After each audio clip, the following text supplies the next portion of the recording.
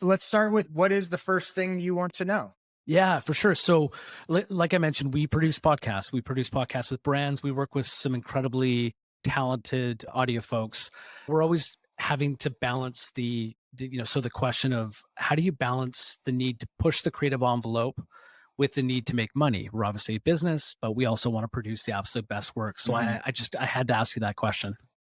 Yeah, it's a good question. And I think it's something, one of the reasons I liked it and thought it would be a great thing to talk about on this show is that I think it's something that almost every creative entrepreneur struggles with or has to figure out in some way, right? Because I use the term creative entrepreneur to indicate that they have that sort of desire, they have that blend of artist and business in them, that they want to do really good creative work. It's not just about making money, but they also don't just want to be an artist and just make creative stuff and not make money. So I think this question sort of gets to the heart of a lot of who I think my audience is and who I am as well. So I'll start here. I think the first thing is it's important to understand that I don't see creativity and making money as mutually exclusive. I think that they're actually very connected.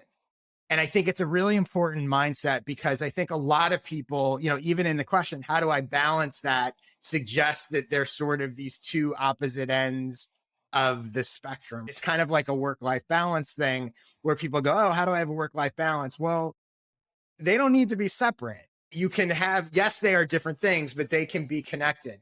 So to me, I approach everything with the mindset of, just because something is creative, artistic, or holds to a high creative standard doesn't mean that it can't make money. And just because I'm doing something to make money doesn't mean that it can't be creatively fulfilling and high quality creative. And in fact, I actually think you're most likely to be successful if you do find that merger of those two things. The most successful creative work has also taken into account making money on it. And the most financially successful work typically tends to be high quality creative. So I think along those lines, the other thing I would say is it's not about, and this is how I approach it, but also I think how I recommend people think about it. It's not about being creative for creative sake. And it's about using your creative skills or creating high quality creative work to provide value to people. And if you do that, value ultimately leads to money. So where people, I think, get in trouble, not trouble, but I should say this. If you're doing something purely as a creative project or purely as a creative exercise, you just want to create, using the word create a lot here, but you just want to make something that seems cool, that's fine. But that's art or that's a hobby. Mm-hmm. It's not a business. It's not about making money, which is fine. But I think where people get in trouble is when you're doing something purely as a creative exercise and then try to monetize it. And then you get frustrated and go, well, I made this really cool creative thing. Why isn't it accomplishing my goals or why isn't it making me money? And vice versa, right? You just set out to make money and then decide you randomly want to have fun creatively and then go, well, why isn't it working? You see that a lot with commercials and actually you'll see advertising campaigns that win awards because they're so incredibly creative and yet they didn't drive any sales. Right. And they fell in love with the creative and ignored the other part. So for me, and this is what I would recommend is I try to get very clear with myself from the start about why I'm doing something. Again, there's nothing wrong with doing a purely creative project. But if I'm doing a purely creative project, I can't necessarily expect to make money from it. I might make money from it.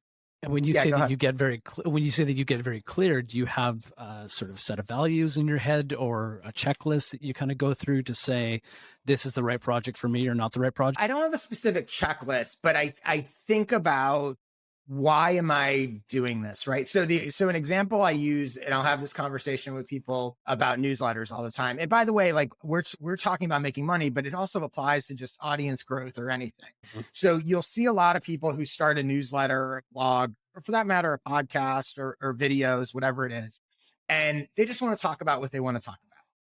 I want to write about sports one week and politics one week. And I want to talk about what happened, what my kids did next week and whatever. And that's what they're passionate about. And that is a creatively driven project. Totally fine. Where it becomes not fine is they do that and then they get frustrated that they're not growing an audience. Mhm. And it's like you went into that project because you wanted to do it for yourself, not to provide value to others, which is fine. The value you're providing is yourself. It's a creative exercise, but you can't then get frustrated when other people aren't interested in every little thing that you're doing, right?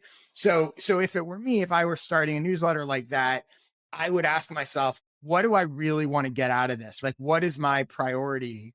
And again, for me, I tend to look for that sweet spot. It's interesting. I've written for years. I've written blog posts and newsletters. I've published, I studied journalism. I've never written a diary.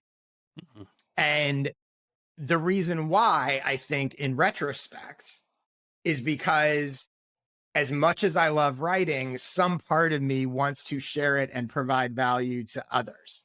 Because if it was really just a creative exercise or an exercise for me to be writing, somewhere along the line in all the writing I've done, I would have written a diary. And for whatever reason, I never had any interest in that. And I think it's because part of me always wants it to be to help other people and not necessarily make money, although at times it does make money. So that's where I would start. Someone was, and for example, like I know you work with a lot of brands and that kind of thing, right? If someone came to you and said they wanted to start a podcast, if I were in your shoes, and I'm sure this is part of what you do, like that first conversation is like, what are we actually trying to get out of it? For Right? sure. Are we trying to drive sales? Is this about brand awareness? Is this about helping your existing customers? That kind of thing. Yeah. Yeah. No, that's the exact process we'll go through. We'll, get a good understanding of who the audience is. Does that audience already exist, or are you trying to attract a new audience? Getting as much clarity up front is gonna get us into the, as best of a place as possible. Yeah. And I think just sort of, coming full circle, I would say, it's less about finding a balance between creativity and monetization. And it's more about finding alignment Mm. or being deliberate in what you want to get out of your effort. Mhm. It's fine to do just something as a creative exercise. It's fine to do something just to make money. It's great to do something that checks both boxes, but you want to be deliberate in what you're trying to do. And I think it's really important to, again, sort of there's one overall takeaway from this. I think it would be to have that mindset that they're not mutually exclusive, because I do think people go into a lot of work with that assumption and it paralyzes them because they're like, oh, I want to make money, but I also want to be creatively fulfilled. And they feel like they have to choose a path. The sweet spot is both. Mm-hmm.